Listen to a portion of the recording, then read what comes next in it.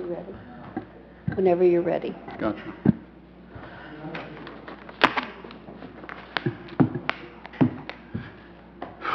Good evening. Today is May 26, 2026. It's about 6:27 p.m. This is a meeting of the Streets and Sidewalks Committee, and to my right is Councilman Jeffrey Schilling, and to my left is Councilwoman Christy Marshall. We're here to excuse me, talk about an authorization for acceptance of a U.S. Department of Transportation Build America Bureau Rural and Tribal Assistance Pilot Program grant for a considerable amount of money. Mr. Titterington, will you be leading that? Or I can. It's fairly straightforward. This is a pilot grant program that we were made aware of back in, I guess, in the fall. And we submitted, not knowing whether we would qualify as either a rural or a tribal community. We were pleased to note that we apparently are, at least for purposes of eligibility criteria for this grant program. And in, I believe, April, in that area, we were, in that time frame, we were notified that we have been awarded for up to $860,000 worth of funding. That's through U.S. Department of Transportation, and those funds can and should can only be used to offset our engineering costs associated with, I cannot stress this enough, whatever solution is decided related to the intersection or the needed intersection improvements at Experiment Farm and West Main Street. I believe all of you got a copy of the actual application. Hopefully you read that. You see that there is no mention of either a stoplight widening, I'll call that the classic, or a roundabout. There is no commitment by accepting this grant on either option. I was careful to include anecdotally in my report that you received this morning that part of the presentation had already been written on Friday prior to the packet going out. However, anticipating that maybe one of the first, if not the first question, since it's been asked several times, might be tonight, who makes the decision? Under normal circumstances, I will say that decision would have been made, and I say that because back in 2023, the council moved forward with a submittal to MVRPC, which allowed us to be awarded $2.5 million towards this project. MVRPC stewards the federal transportation funding, surface transportation improvement funds, and as part of that application, the council did commit to the roundabout. That was based on a pretty extensive presentation by Structure Point. And so that commitment was very clearly made and unanimously approved by the council in 2023. Having said that, since that time, as I think you're all aware, in 2025, ODOT came back to us, or end of 24, and said, we'd like you to do an updated study based on new criteria, new data points, new standards. And so that's where we're at now. American Structure Point has done a new draft feasibility study. They have submitted that to ODOT. ODOT and Structure Point are going back and forth to reconcile some of the data, the analyses, the conclusions. But the feasibility study, which includes their Structure Point's recommended preferred alternative, and the preferred alternative is the one that would get implemented. They're still recommending a roundabout. However, as I state in here, what it comes down to is ultimately the decision is the council's. Unfortunately, if you think it through, we're almost in a catch-22. The preferred alternative, or the feasibility study, is submitted to ODOT, accepted by ODOT. Once it's accepted by ODOT, depending on which alternative is preferred, then either there would be a public input meeting or there wouldn't be. If it's still a roundabout, then they would require a public input because it's a drastic change to what's out there now. If it's widening the intersection with still a stoplight, then it's a modification of what's already there, and so they would not require an additional public input meeting. However, if they're depending on the council to define their preferred alternative, as informed by whatever public input we want or need to supply, then you would make that decision. You would tell Structure Point to modify their report, which boggles my mind, but and then they submit the new updated feasibility study. ODOT then accepts it, and then we move forward with the construction bidding based on the $860,000, of course, I hope. So I guess to break the cycle, about the only thing that we can do that I see, unless somebody has a better idea, is to schedule a workshop or committee of the whole, whatever form. Structure Point really should be giving us a presentation, an updated presentation, much similar to what they did in 2023, with their new conclusions, their new data, talk about the pros and cons of each alternative, and then at the same time we can publicize it so that we can have as much public input as possible, and then council at the committee of the whole meeting can provide whatever straw poll or tell us which preferred alternative, and then we can get that to ODOT and stay on schedule. I feel like there was something else and I lost it, but that we are not asking for emergency legislation, I believe. It's indicated on the Yes, agenda. it is. Okay. We have to have a budget. Yep, I see it.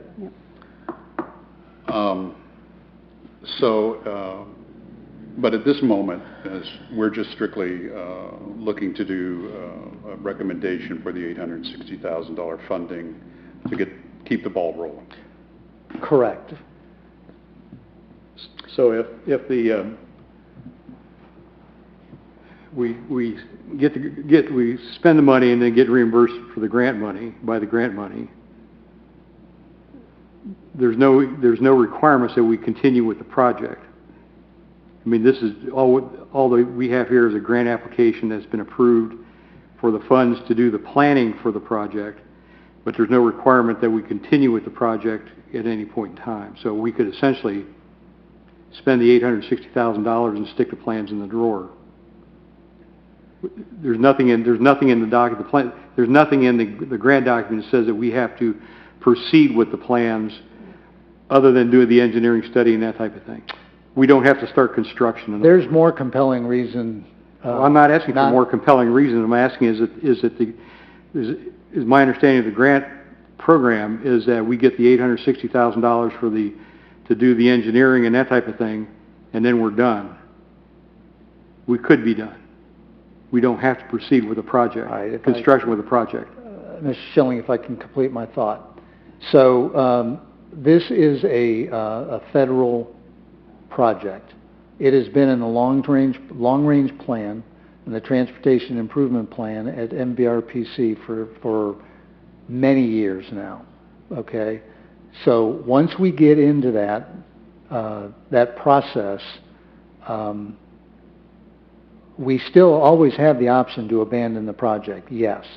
But we risk losing future funding for future projects because it's all a point grading scale to get priority for those limited federal dollars. We compete against 75 other communities, give or take, in our region that MVRPC, that's in MVRPC's metropolitan planning area. All right. So technically, you're correct that we could spend that $860,000. We are accepting that grant funds as if we're going to do this project. We are intending to do this project because right now we are at a grade D, a failing grade as far as structure point and ODOT are concerned, with the capacity and the efficiency of that intersection. So, you know, you can do there is the number one option is always, and it's not in priority order, but to no build or do nothing. The two realistic ones are either you widen the intersection or you do a roundabout.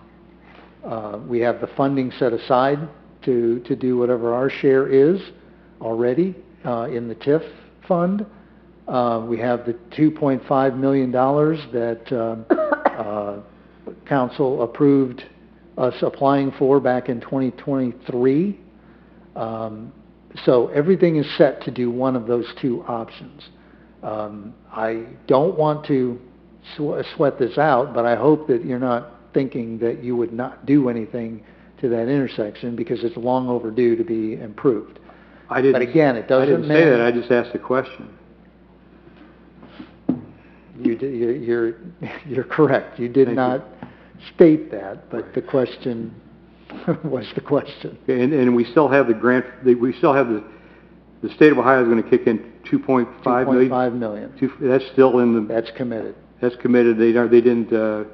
We'll be 5 years into this thing by the time we get started with it. So we didn't get any inflation hedge on that. They took into account some inflation. Yes. So it could be more than $2.5 million? No. I'm saying the $2.5 million, when they gave it to us, they had inflated to the $2.5 million because there's a certain percentage, and I don't recall exactly what it is, but that percentage does assume some inflation to get to the $2.5 million. So with $860,000 and 2.5, we're at $3.3 million, and the project right now is estimated at 4.3, so the city would be in for about $1 million on this thing, give or take. That's good round figure. Round figures, yeah. Okay.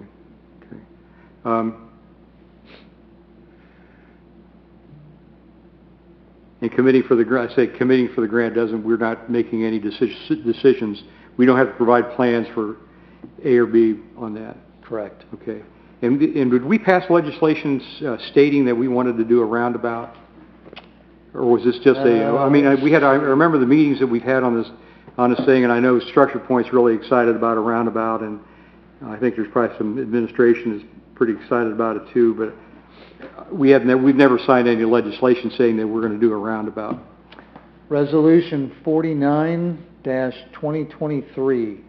Under the whereas, it said that we will commit the necessary resources for the following West Main Street, Experiment Farm Road, Stanfield Road Improvement Project, which is the city's priority number 1 application that will be submitted to MVRPC. The project consists of transforming a traditional traffic signal intersection to a 160-foot ICD multi-lane roundabout intersection. Okay. That was unanimously approved on, October 2nd, 9-0. Okay, that's great. Is that it? But again, we have the opportunity to revisit it and... But we the have- experts, Structure Point has come in and says we do a roundabout. So in reality, yes, they in are. reality, that's, I mean, And I'll we always follow, we pretty much always follow what the experts say. We try, yes, we try to. Now, I'll give you a little spoiler alert, Jeff, and that is that, first of all, for what, well, I do know why.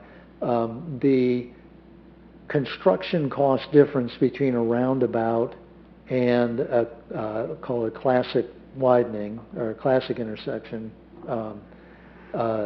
their estimate is there's a negligible difference. $20,000, I think, is where they're at now. Well, back in 2023, and I didn't validate these numbers, but it was a much wider spread on the construction side. Where you gain significantly is the life cycle cost, because the ongoing maintenance and capital replacement in a 20-year period for a stoplight intersection improvement is far greater than a roundabout.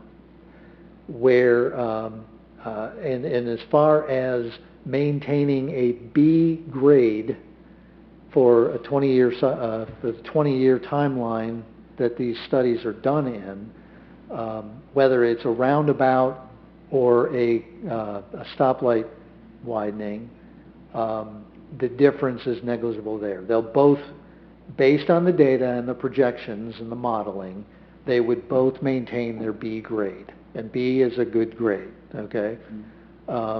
Where there is a significant difference, and where Structure Point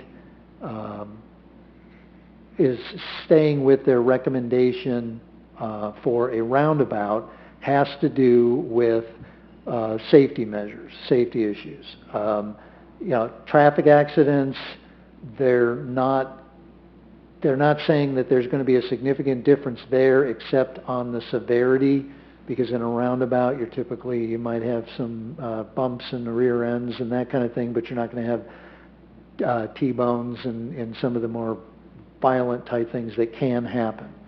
What you would see with the roundabout is with the way the preliminary design of those types of roundabouts is that pedestrian safety is significantly improved with a roundabout.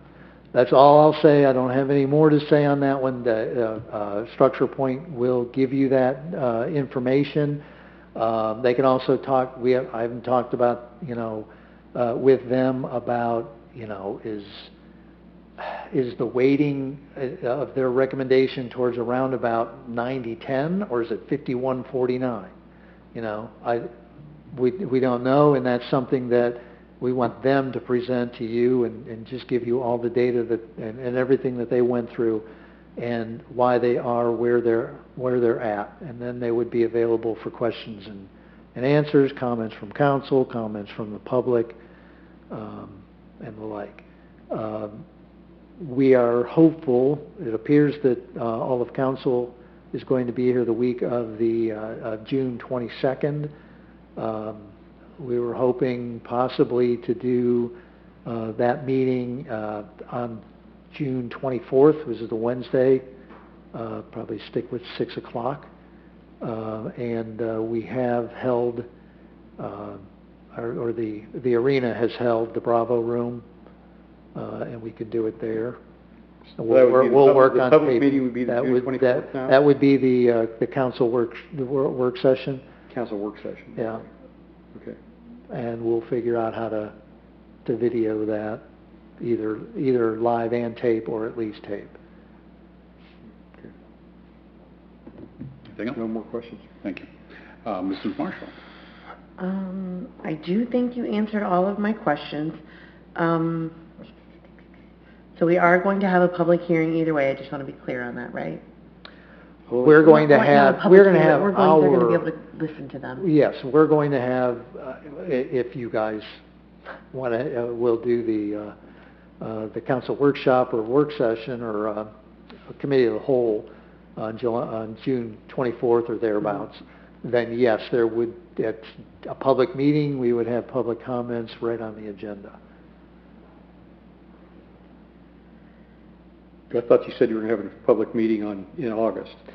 That would be Only the if we do one- the roundabout. If we did, if We the consider- preferred alternative was a roundabout, then yes, ODOT would require a public input meeting in the August, early September timeframe.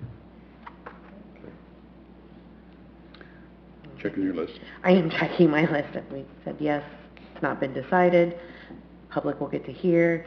What exactly did we agree to on the grant? Like, what, were there, like, can you just give me a couple qualifications? This grant, Mhm. what did we, let's see. Well, I mean, the description of the overall project, which is section 9, this is to initiate the final design phase for improvements to the signalized intersection at that corner, the West Main and Experiment Farm. And it talks about that there are 3 key roadways. Design activities will include roadway geometry refinements, updated signalization plans, modern equipment specifications, enhanced pedestrian accommodations, everything that we would, that the engineer would address, whether it's a roundabout or a signal upgrade. Okay. Again, we did not, this was not written with any particular Sure. solution in mind. So where did we fall, rural or tribal? We're in the rural. We're in the rural. I was just curious. I was hoping we'd be tribal, but Stealing money I from the mean, Indians again. that was a question of we mine. are I don't know. Miami County. That seemed a little I guess, interesting. Maybe I'd get $860,000 of those 7 Miamians out in Oklahoma so we can get our Redskin name back. You think that would? Anything else? I think it's too late for that. but- Any other council folks in the audience have any questions?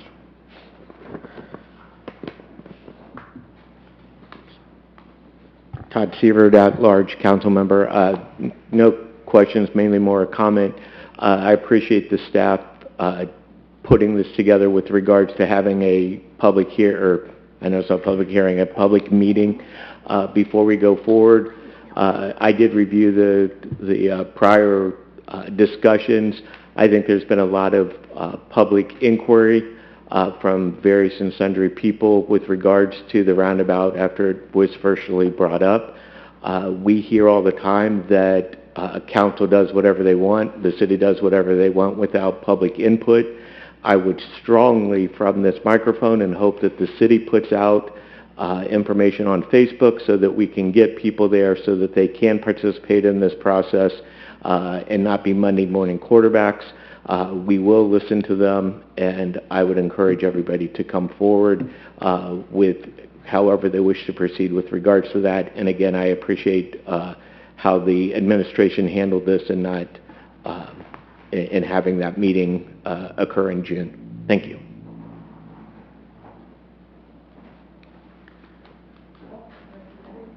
Could we put that on, like, the Hobart marquee? Sure.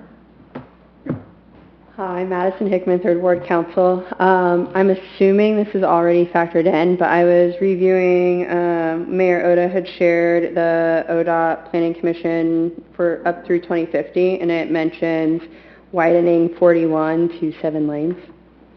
So hopefully they're looking into that and how that would operate. Well, I'm not sure what the mayor shared with you specifically. No, it's the public. She like shared it on like the... Yeah, I'm Yeah. sure she did.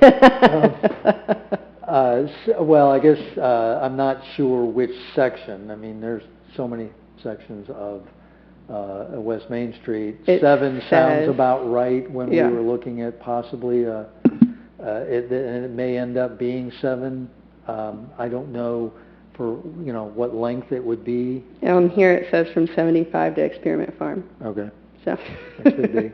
just maybe if they don't realize that yet, hopefully Yeah. they realize that that may be coming and that would factor into what they, would present to us on the 24th. Sure. That's all I wanted to mention. Thank you. Madison, Yes. I'm sorry, what document were you referring to? It is the 2050 Long Range Transportation Plan. Oh, gotcha. Okay. And Gotcha. it's on the second page at the top. Gotcha. Thank you. You're-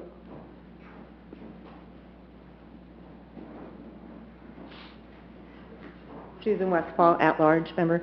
I just want to make sure when Structure Point presents that they're going to present both things. They're not just presenting the roundabout. They'll present the alternative to that? Yeah, they, much like they did in 2023, they will present, you know, the current state of the intersection, and then they will talk about the options, all options, not Okay. just the roundabout, but they Okay. will go through the pros and cons and, you know, the Perfect. impact of doing each one. Okay, I just wanted to make sure we were going to get both sides Oh, yeah, of that. sure. Thank you. Anyone else in the audience have any comments or questions on this item? Okay, seeing none, what is your pleasure with this item going forward, positive or negative, and it has an emergency attached? I think we need to move forward. I'm not sure we need the emergency. I mean, we have till July 1st. Okay? Move forward. I just, would we be able to put, like an advertisement, I guess, just on maybe the Hobart marquee, like that we're having that meeting there, just in case somebody doesn't have, or does that conflict?